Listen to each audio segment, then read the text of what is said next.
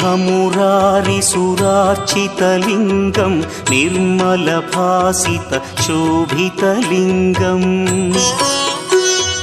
जन्मजदुःखविनाशकलिङ्गं तत्प्रणमामि सदा शिवलिङ्गम् देवमुनिप्रवरार्चितलिङ्गं कामदहन करुणाकरलिङ्गम् रावणदर्पविनाशकलिङ्गं तत्प्रणमामि सदा शिवलिङ्गम्